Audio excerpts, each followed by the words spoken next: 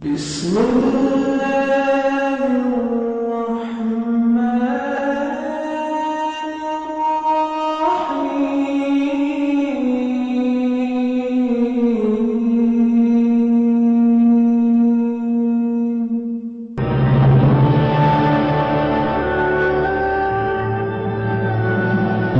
abad silam, Allah menurunkan Al-Quran sebagai petunjuk bagi seluruh umat manusia. Saat itu, masyarakat Arab benar-benar berada dalam kemunduran dan kekacauan. Namun cahaya yang dibawa Al-Quran merubahnya secara menakjubkan. Kamu tidak akan bisa menjadi orang yang bertakwa sebelum kamu berilmu. Dan kamu dengan ilmumu tidak akan mungkin bisa menjadi orang yang jamil, yang indah, sebelum kamu mengamalkan ilmu itu. وَلْتَكُنْ مِنْكُمْ أُمَّةٌ يَدْعُونَ إِلَى الْخَيْرِ وَيَأْمُرُونَ بِالْمَعْرُوفِ وَيَنْهَوْنَ عَنِ الْمُنْكَرِ وَأُولَئِكَ هُمُ الْمُفْلِحُونَ. Bismillahirrahmanirrahim. Assalamualaikum warahmatullahi wabarakatuh. Innal hamdalillah nahmaduhu wa nasta'inuhu wa nastaghfiruh wa na'udzu billahi min shururi anfusina wa min sayyiati a'malina. Man yahdihillahu fala mudilla lahu wa man yudlil fala hadiya lahu. Asyhadu an la ilaha illallah wahdahu la syarika lahu wa asyhadu anna Muhammadan 'abduhu wa rasuluhu. Amma ba'd. Fa inna asdaqal hadithi kitabullah wa khairal hadi hadi Muhammadin sallallahu alaihi wasallam. Syarrul umuri muhdatsatuha wa kullu muhdatsatin bid'ah wa kullu bid'atin dhalalah wa kullu dhalalatin finnar. Saudaraku sekalian yang dimuliakan oleh Allah tabaraka wa taala, seperti biasa tiada hentinya untuk kita memuji syukur kepada Allah subhanahu wa taala dan memanjatkan pujian yang paling sempurna hanya kehadiratnya jalla jalaluh, dan salawat serta salam yang selalu tercurah kepada junjungan kita Nabi besar Muhammad sallallahu alaihi wasallam, kepada keluarganya, para sahabatnya yang mulia, dan orang-orang yang selalu konsisten mengikuti jejaknya sampai datangnya hari pembalasan. Pembahasan kita pada kesempatan pagi yang insya Allah majelis kita ini dipenuhi dengan berkah dari Allah subhanahu wa ta'ala, dan kita berdoa semoga menjadikan acara kita ini, perkumpulan kita ini adalah merupakan salah satu bentuk ibadah yang akan memudahkan jalan kita untuk menuju ke surga Allah subhanahu wa ta'ala. Dan kita pada kesempatan pagi ini akan membahas Kitabul Hajj wal Umrah, pembahasan kitab haji dan umrah. Karena seperti kita ketahui, sebentar lagi hari-hari masuknya pelaksanaan ibadah haji akan datang menghampiri kita. Dan sekarang jamaah haji mulai berdatangan dari seluruh penjuru dunia ke tanah ini untuk menunaikan salah satu kewajiban rukun Islam. Dan tidak ada salahnya bagi orang-orang yang sudah pernah haji dan mungkin ingin mengulang hajinya, yang kedudukannya adalah merupakan sunnah bagi orang yang sudah melaksanakan ibadah haji dan ingin mengulangnya. Dengan kita belajar bersama di sini, semakin bisa mengetahui akan tuntunan sifat pelaksanaan haji yang dicontohkan oleh Nabi kita Muhammad SAW. Dan bagi orang-orang yang belum menunaikan dan melaksanakan ibadah haji, akan tahu dan mengerti bagaimana sifat-sifat haji yang telah ditetapkan oleh Allah dan Rasulnya Muhammad SAW. Dalam pembahasan pertama kita ini adalah makna al-hajj, hukmu wa fadlu. Makna haji, hukum dan keutamaannya. Pembahasan ini saya nukilkan atau saya ambil dari buku Mukhtasar Al-Fiqh Al-Islami fi Dhaw'il Quran wa Sunnah, atau terjemahnya dalam bahasa Indonesia Ensiklopedi Fikih Islam Al-Kamil menurut Al-Quran dan Sunnah, yang dikarang oleh Syekh Muhammad Ibrahim bin Abdullah At-Tuwaijiri. Pembahasan yang ringkas dan poin-poin yang insya Allah bisa bermanfaat bagi kita dalam kehidupan kita dan di dalam ketaatan peribadahan kita kepada Allah Subhanahu wa ta'ala.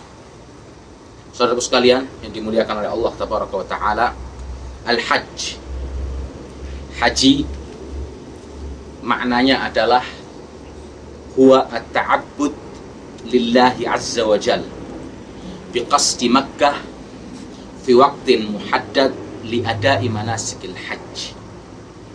Pelaksanaan ibadah haji maknanya, pengertiannya adalah ini merupakan salah satu bentuk ibadah. Haji itu adalah merupakan salah satu dari bentuk ibadah yang kita tunaikan, kita laksanakan kepada siapa dan untuk siapa? Kepada siapa? Allah Subhanahu wa ta'ala. Haji adalah bentuk ibadah untuk Allah Subhanahu wa ta'ala. Kita tunaikan, kita laksanakan karena Allah Tabaraka wa ta'ala. Biqasdi Makkah, dengan tujuan pelaksanaannya di mana? Di Mekah. Karena ada haji selain di Mekah? Enggak ada. Kalau ada orang membuat amalan haji selain di kota Mekah, ya kan? Di India hajinya misalnya, ya kan? Atau di Iran hajinya, jelas tidak akan diterima karena tuntunan yang diajarkan oleh Rasulullah Sallallahu Alaihi Wasallam, sebagaimana wahyu yang telah diturunkan kepada beliau Sallallahu Alaihi Wasallam, yang namanya haji cuma ditunaikan di kota Makkah dengan tempat-tempat yang telah ditentukan. Haji adalah bentuk ibadah untuk Allah Subhanahu wa ta'ala dengan tujuan kota Makkah fi waqtin muhaddad, pada waktu yang telah ditentukan. Gak bisa dimajukan, gak bisa dimundurkan. Wah, kalau tanggal 8, ya kan, 9, 10, 11, 12 sampai 13 sudah terlalu zahmah, sudah terlalu padat, macet, sulit. Bagaimana kalau ya kan, dimajukan aja, dibagi 3 dalam setahun. Oh ya silahkan kalau situ mau membuat syariat sendiri dan melanggar aturan Allah dan Rasulnya. Jadi waktunya telah ditentukan, tempat-tempat untuk pelaksanaannya juga setelah ditentukan, tata cara pelaksanaannya, sifat pelaksanaannya juga telah ditentukan di dalam syariat Islam. Kita diperintahkan untuk mengikuti, mencontoh apa yang telah diajarkan dalam pelaksanaan ibadah ini, sebagaimana yang telah digariskan oleh Allah dan Rasulnya. Li'adai manasikil hajj. Jadi haji adalah bentuk ibadah kepada Allah Tabaraka wa ta'ala dengan tujuan kota Mekah untuk melaksanakan manasik haji seperti yang telah dicontohkan oleh Nabi kita Muhammad sallallahu alaihi wasallam, yang tempat dan waktunya telah ditentukan.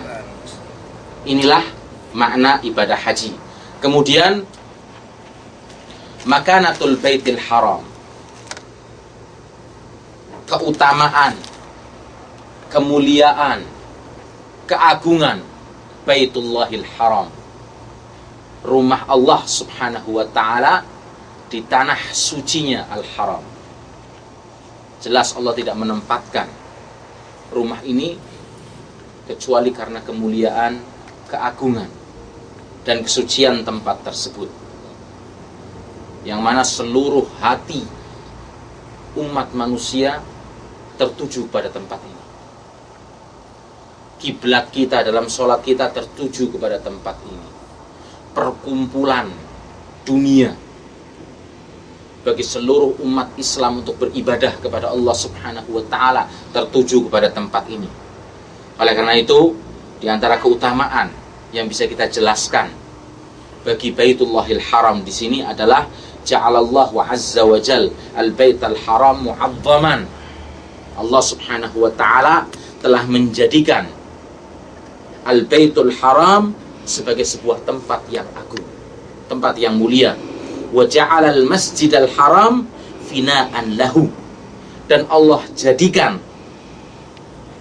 masjid Al-Haram yang kita lihat ini, ya kan, sebagai sebuah tempat yang khusus untuk rumah Allah Subhanahu wa taala, yaitu Ka'bah. Ka'bah terletaknya di mana? Di Masjidil Haram. Di Masjidil Haram. Allah sediakan tempat ibadah ini sebagai sebuah tempat yang khusus bagi rumah Allah Subhanahu wa taala, yaitu Ka'bah al-Musyarrafah. Wa ja'ala Makkah fina'an lil Masjidil Haram. Dan Allah jadikan kota Mekah itu, ya kan, sebagai tempat khusus untuk masjidnya. Yang Allah tempatkan masjidnya dan Ka'bahnya di mana? Di Makkah al-Mukarramah. Wa ja'ala al-haram fina'an li Makkah. Dan Allah jadikan batasan-batasan tanah haram di kota Mekah sebagai pelataran, sebagai tempat khusus batas bagi masjid Allah Subhanahu wa taala dan Ka'bahnya yang mulia. Wa ja'ala al-mawaqit fina'an lil haram. Dan Allah jadikan mawaqit, mikot-mikot. Mikot ini apa? Ya kan? Tempat orang yang akan menunaikan ibadah umroh maupun haji. Jadi orang-orang yang akan masuk Mekah dengan tujuan untuk melaksanakan umroh ataupun haji tidak boleh melewati mikot ini kecuali sudah dalam keadaan berihram. Nah, untuk memasuki kota Mekah bagi orang-orang yang memiliki niat untuk melaksanakan ibadah haji maupun umroh, Allah jadikan mikot-mikot dari segala penjuru, di mana seorang tidak melewati mikot ini kecuali sudah dalam keadaan berihram secara sempurna, masuk paket pelaksanaan ibadah haji untuk menyelesaikan ibadahnya, umrohnya maupun hajinya. Setelah itu bertahalul, ya kan, dan kembali lagi seperti semula. Wa ja'ala jaziratal Arab fina'an lil mawaqit. Dan Allah jadikan jazirah Arab ini sebagai sesuatu yang dipilih oleh Allah Subhanahu wa taala untuk tempat ditaruhnya mikot-mikot tadi bagi orang-orang yang ingin melaksanakan ibadah haji dan umrah. Wa kullu dzalika ta'dhiman wa tashriman wa tashrifan wa takriman li Baitul Haram. Dan Allah tidak tempatkan ini, tidak jadikan ini semua kecuali sebagai apa? Keagungan, kemuliaan dan kesucian li Baitihil Haram, bagi rumahnya yang haram,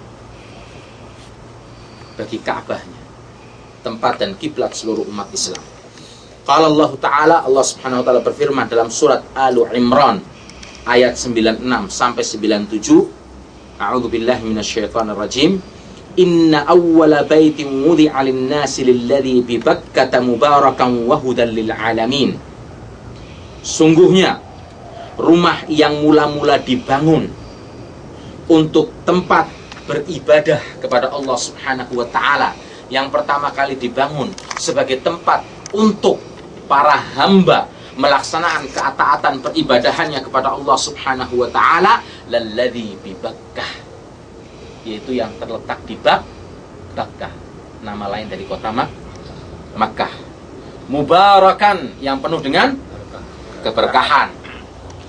Jadi kalau orang datang jauh-jauh menempuh perjalanan 9 jam dari Indonesia untuk menuju ke Masjidil Haram, untuk menuju ke Ka'bah, cari berkah, inilah bentuk dan cara cari berkah yang diperbolehkan,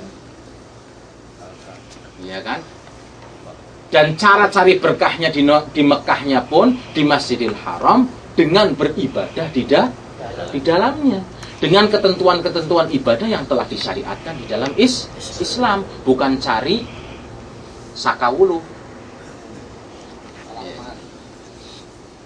Ada orang datang kepada saya, ya kan, bertanya tentang apa ini tiang sakawulu katanya. Nah, tiang sakawulu itu tiang apa? Katanya ada tiang tersendiri yang bentuknya beda sendiri di Masjidil Haram, yang bisa digunakan untuk cari berkah. La haula wala quwata illa billah. Anda datang jauh-jauh dari Asia Tenggara ke Masjidil Haram, dan praktek dan kebiasaan yang dilakukan di Indonesia masih belum hilang. Dan itu dilakukan di Masjidil Haram. Anda datang ke sini untuk mentauhidkan Allah. Anda datang ke sini untuk mengesahkan Allah dalam peribadahan kepadanya. Dan Anda datang ke sini untuk cari berkah dengan cara dan aturan yang telah diajarkan di dalam syariat Allah Subhanahu wa ta'ala. Bukan menciptakan aturan-aturan berkah yang sama sekali menyelisihi aturan Islam dan bahkan membawa misi kesyirikan. Nanti bisa dapat harta lebih banyak. Anda ingin dapat harta lebih banyak, minta sama Allah, berdoa di Masjidil Haram, sujud kepada Allah Subhanahu wa ta'ala, perbanyak ibadah, perbanyak tawaf kepada Allah Subhanahu wa ta'ala. Itu cara cari berkah yang diajarkan untuk Anda mendapatkan kemuliaan dari Allah Subhanahu wa ta'ala, mendapatkan rezekinya, mendapatkan kenaikan derajat darinya, ketinggian pangkat. Lakukan dengan cara yang telah disyariatkan di dalam Islam. Karena tempat ini adalah tempat yang penuh dengan berkah. Satu sholatnya Anda dibalas 100 ribu. Jadi nggak sia-sia buang 35 juta karena sampai di Masjidil Haram bukan hanya sekedar melaksanakan ibadah haji saja yang sudah jelas sebagai rukun Islam, tapi satu sholat yang Anda laksanakan di Masjidil Haram, Anda mendapatkan 100 ribu. Ya kan? Lah kalau Anda dari Aceh menuju ke Masjid Demak, ya kan, bukan nggak boleh sholat di dalamnya, silahkan sholat, tidak apa-apa. Tapi Anda mengeluarkan duit jauh-jauh hanya untuk sholat di Masjid Demak secara berjamaah, pahalanya lebih dari 27. Sama, Anda sholat di samping masjid rumah Anda secara berjamaah, pahalanya 27. Anda mengeluarkan 3 juta untuk sholat di Masjid Demak, juga pahalanya 27. Sama. Apakah nggak lebih baik diinfakkan kepada fakir miskin? Kecuali Anda buang 35 juta per untuk sholat di Masjidil Haram, buang berjuta-juta untuk sholat di Masjid Nabi, buang untuk sholat di Masjidil Aqsa. Itu syaddur rihal, perjalanan ibadah cari berkah, safar ibadah cari berkah yang dianjurkan di dalam Islam. Selain 3 masjid itu seperti dikatakan oleh Rasulullah, tidak ada la tusyaddur rihal illa ila thalathati masajid. Tidak ada yang namanya perjalanan cari berkah, safar, mempersiapkan diri bekal dengan tujuan untuk cari berkah di sebuah tempat, kecuali ketiga masjid. Dan aturan cari berkahnya pun sesuai dengan apa yang telah diajarkan dan dicontohkan oleh Rasulullah SAW. Wahudan lil alamin, dan sebagai petunjuk bagi semesta alam. Fihi ayatum bayyinatum maqamu Ibrahim, ya kan? Di dalamnya, di dalam Baitullahil Haram ini, di rumah Allah ini, ayatum bayyinat, tanda-tanda yang jelas dan tampak. Maqamu Ibrahim, ya, maqam Ibrahim, tempat Nabi Ibrahim ketika berdiri selesai membangun Ka'bah dan diperintahkan oleh Allah untuk mengumandangkan apa? Mengumandangkan perintah pelaksanaan ibadah haji yang Allah sampaikan, dijelaskan oleh ahli tafsir, suaranya ke seluruh penjuru dunia. Ini mikrofonnya Allah ini. Ya kan, super plus super, disampaikan ke seluruh dunia suaranya tentang kewajiban pelaksanaan ibadah haji ini. dan difahamkan kepada seluruh manusia di dunia ketika itu. Makanya kenapa ketika selesai tawaf 7 kali putaran, kita sholat di belakang makam Ibrahim sebanyak 2 rakaat. Bukan selesai tawaf terus nyari makam Ibrahim, ngambil baju atau ngambil potongan kain, diusap-usapan untuk jimat. Kenapa? Biar berkah. Bukan itu cara yang diajarkan untuk mencari berkah. Anda ingin cari berkah, selesai tawaf yang diajarkan sholat 2 rakaat di belakang makam Ibrahim. Dan kita tidak melaksanakan sholat itu kecuali berdasarkan perintah, berdasarkan tuntunan dan aturan yang telah diajarkan dalam syariat kita. Ini cara cari berkah yang diajarkan, yang sesuai dengan tuntunan Allah. Wa man dakhalahu kana aminan, dan barang siapa memasukinya maka amanlah dia. Walillahi 'alan nasi hajjul baiti man istata'a ilaihi sabila. Wa man kafara fa innallaha ghaniyyun 'anil 'alamin. Mengerjakan haji, walillahi 'alan nasi hajjul baiti liman istata'a ilaihi sabila. Mengerjakan haji adalah merupakan kewajiban Allah, ya kan? Kewajiban manusia terhadap Allah Subhanahu wa taala. Hak Allah yang harus ditunaikan oleh kita sebagai manusia. Liman istata'a ilaihi sabila, bagi orang-orang yang mampu. Karena ibadah haji itu wajib. Tapi ada batasannya bagi orang-orang yang mampu. Wa man kafara fa innallaha ghaniyyun 'anil 'alamin. Barang siapa mengingkari, kufur, tidak mau menepati, fa innallaha ghaniyyun 'anil 'alamin. Karena ingat, sesungguhnya Allah tidak butuh, Allah Maha Kaya atas seluruh apa yang ada di alam ini. Ingat, kita manusia, kita yang butuh kepada Allah. Kita yang butuh untuk beribadah kepada Allah. Kita yang butuh untuk beriman kepada Allah, bertakwa kepada Allah. Bukan Allah yang butuh kepada kita. Kalau seluruh umat manusia di dunia ini kufur, tidak akan mengurangi kemuliaan dan kebesaran Allah.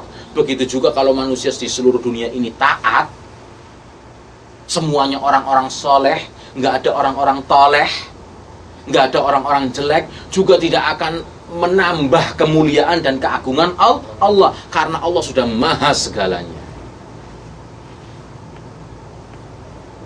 Jadi jelas kita yang butuh, apalagi kita ini milik Allah Subhanahu wa taala. Kemudian mahasin wa asrarul hajj, kemuliaan, hikmah, rahasia, keindahan pelaksanaan ibadah haji.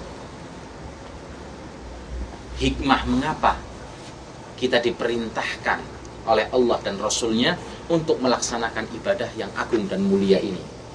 Di sini dijelaskan ada beberapa poin yang bisa menjadikan pelajaran bagi kita dan menjadikan kita ini sebagai manusia-manusia yang semakin ingat kepada Allah Subhanahu wa taala, khususnya bagi manusia-manusia yang Allah berikan kesempatan untuk bisa menunaikan ibadah haji. Ini menjadi cambuk dan peringatan bagi dirinya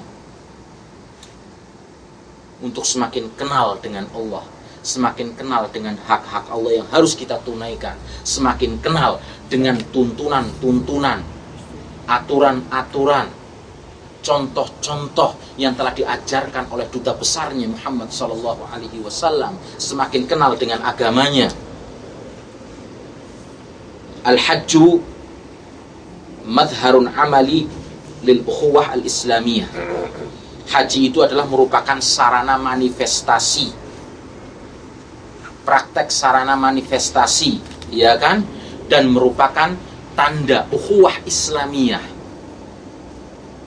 Bagaimana kita diajarkan di tempat tersebut dalam waktu yang terbatas untuk bisa memupuk ukhuwah islamiyah, persaudaraan dan persatuan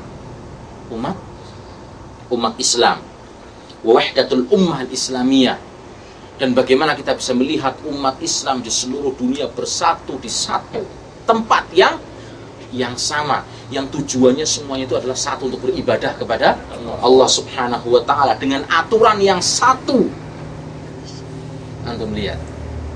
Yang aturan tersebut datangnya dari mana? Allah dan Rasulnya. Haitsu tadhubu fil haji fawariqul ajnasi wal alwani wal lughati wal awtani wat tabaqat. Di mana dengan pelaksanaan ibadah haji ini hilanglah semua perbedaan manusia. Tidak ada lagi perbedaan di antara mereka, baik dari ras, yang satu sipit, yang satu pesek, yang satu mancung, hitam, putih, tidak ada perbedaan. Warna kulit, bahasa, bangsa, ya kan, kedudukan sosial. Ketika seorang datang melaksanakan ibadah haji, semuanya sama. Yang bintang 4 tertempel di tubuhnya datang dan duduk di tempat yang sama, beribadah dengan peribadahan yang sama, berdesak-desakan untuk melaksanakan ketaatan peribadahan Allah, berkeringat, capek, sama, tidak ada perbedaan. Untuk dia ingat suatu saat dia akan dibangkitkan juga dengan kedudukan yang sama. Pangkatnya sudah tidak berlaku, status sosialnya sudah tidak berlaku, sudah keluar dari jangkauan seperti HP, di luar jangkauan. Ya kan, mau wali kota dibentak-bentak sama kopral di sini. Ya kan, kopral benar yang paling rendah. Apa satpam, security. Padahal wali kota ini orang nomor 1 di tempatnya.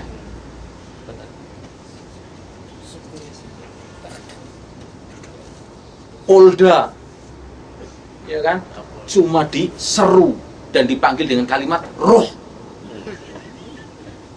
Bayangkan, polisi daerah, pimpinan polisi daerah bagaimana? Sebentar lagi jadi pimpinan pusatnya, sebentar lagi jadi jenderalnya.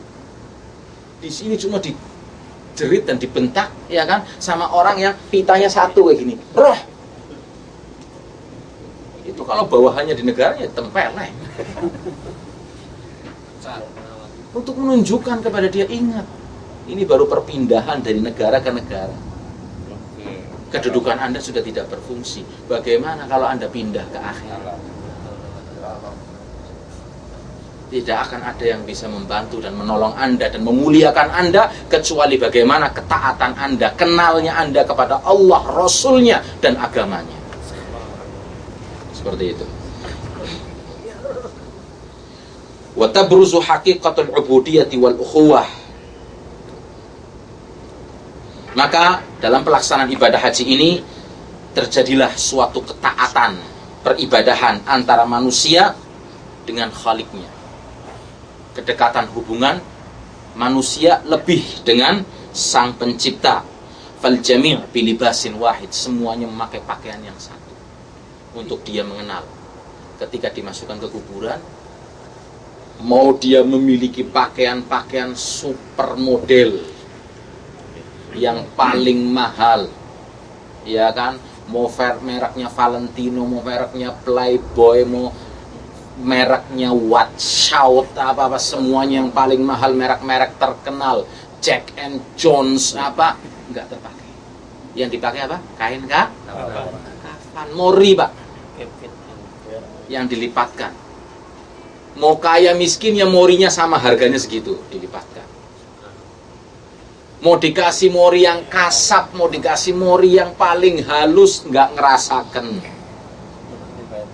Ngerasakannya cuma nanti ketika ditanya man rabbuk, man nabiyuk, dan madi. Semuanya memakai pakaian yang satu, tidak ada yang berbeda. Wa yatajihuna liqiblatin wahidah, semuanya menuju kepada kiblat yang satu. Wa ya'buduna ilahan wahidan, menyembah hanya Tuhan yang satu. Kemudian wal hajju madrasah yata'awwadu fiha al-muslim 'ala sabr, dan haji itu adalah merupakan madrasah tempat pendidikan, training bagi para muslimin, ya kan, tempat latihan, sarana untuk latihan, untuk melatih apa? Di antaranya kesabaran ini. Bagaimana bersabar dengan pakaian yang dua helai, yang satu jadi sarung, yang satu lagi jadi selendang selama beberapa hari. Betah Pak kita suruh pakai pakaian ihram terus. Tidak ada yang terpasang kecuali ini. Pakaian yang berjahit semua terlepas. Mau tidurnya juga hati-hati, karena jangan sampai auratnya terbuka, terkeleler ke sana sini. Mau duduknya juga akhirnya kayak perempuan. Kita kan kayak gitu di hajian laki-laki.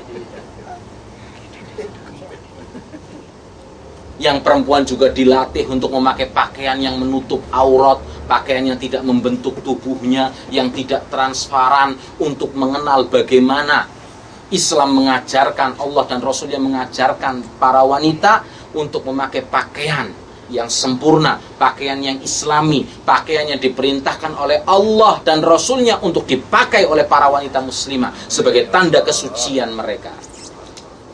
Seperti itu. Wa yatadhakkaru fiha al-yawm al-akhir wa ahwali.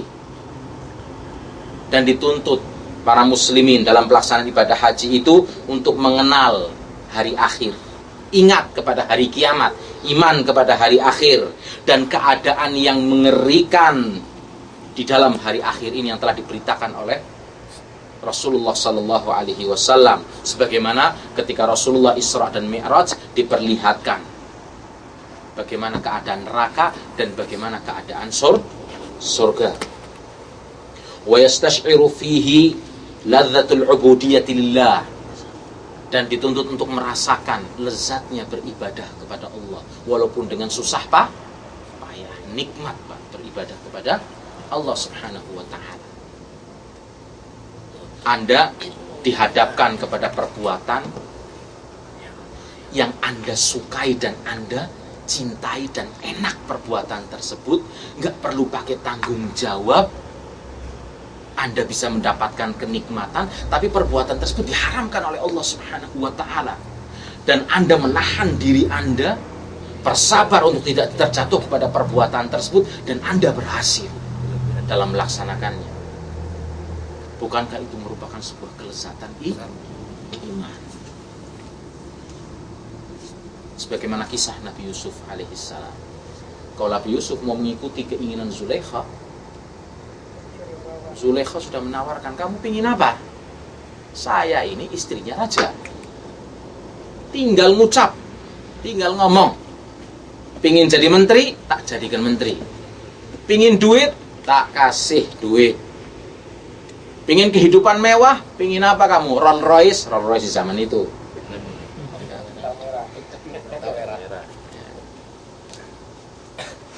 Tumpangan yang mewah, rumah yang mewah, plus satu. Penuhi keinginan saya doyan sama kamu. Nabi Yusuf menolak. Akhirnya apa? Dimasukin penjara, dikurung. Tapi di situ dia merasakan lezatnya iman, ketaatan kepada Allah. Dan dia ingat, Zulaikha bukanlah yang akan memberikan kemuliaan, akan memberikan kelebihan harta, akan memberikan kedudukan kepadaku, tapi Allah yang memberikan. Ini ujian bagiku. Dan setelah keluar dari penjara dan terbukti kebenaran Nabi Yusuf alaihissalam, apa yang dia dapatkan? Seperti yang ditawarkan oleh Zulaikha, semua dia dapatkan. Jadi kabulok, bukannya seperti menteri, gaji yang tinggi, pangkat yang tinggi, kepercayaan raja. Dalam sebuah kisah pun disebutkan akhirnya juga dapat Zulaikha, tapi dengan cara yang halal. Orang mempertahankan yang halal, Allah yang akan berikan kemuliaan kepadanya. Man taraka syai'an lillah awwadhahu Allahu bima khairan minhu, atau kama qala Rasul sallallahu alaihi wasallam. Barang siapa yang meninggalkan sesuatu karena Allah, Allah akan berikan gantinya dengan yang lebih baik.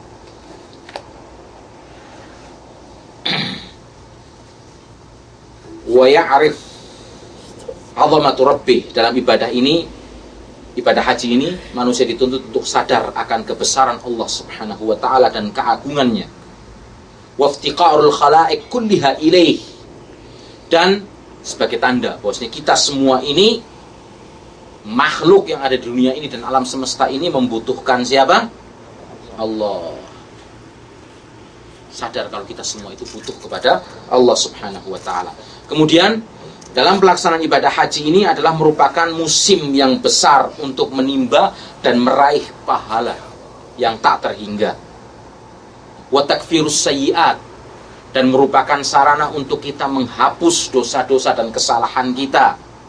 Di mana seseorang berdiri, ya kan, seorang hamba berdiri di hadapan Rabbnya, di hadapan Allah Subhanahu wa taala, mengakui akan tauhidnya, ketauhidan Allah, keesaan Allah. Dari mulai berangkat kita sudah bertalbiyah, labbaik Allahumma labbaik, aku penuhi panggilanmu ya Allah, aku penuhi panggilanmu.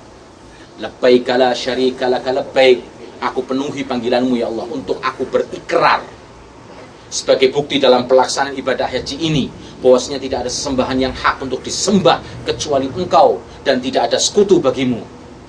Innal hamda, sesungguhnya pujian yang paling sempurna, wan ni'mata, dan pemberi kenikmatan bagi seluruh makhluk yang ada di dunia ini adalah milikmu. Kekuasaanmu ya Allah, la syarikalah, dan tidak ada sekutu bagimu. Wa mu'tarifan bidzambih, di mana seorang mengakui akan dosa-dosanya dan kelemahan dirinya, ketidakberdayaan dirinya untuk bisa menyempurnakan seluruh perintah dan ketaatan Allah. Tapi kita meminta dan berdoa untuk diberikan taufik, ketepatan, dan dimudahkan dalam melaksanakan ketaatan beribadah kepada Allah. Tidak ada sebuah keindahan kecuali manusia diberikan taufik, diberikan ketepatan, kemudahan untuk bisa melaksanakan ketaatan kepada Allah Subhanahu wa taala. Waktu luang ada, kesehatan ada, tapi bermalas-malasan. Giliran sudah rapuh, sudah tua, baru mau ingin. Ketepatan untuk dimudahkan melaksanakan amal baik dan amal soleh jangan disia-siakan, kejar.